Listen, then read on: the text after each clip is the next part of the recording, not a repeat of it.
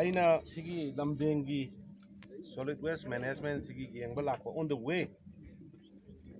Honorable Union Home Minister Amit Shah ji ki phone lae. Hojik assembly da pung 12 assembly da chalani.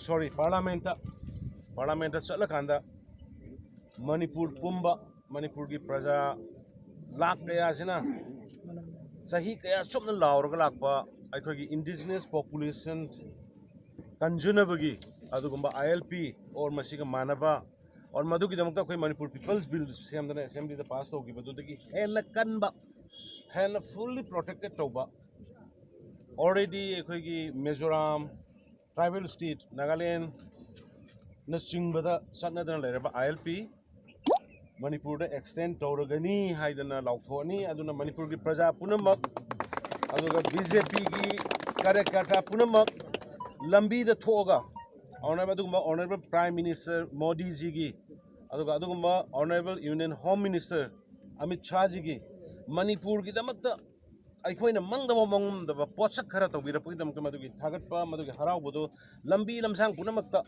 harauba phongtokpinaba thagatpinaba I mayamda appeal tawjari. Thank you.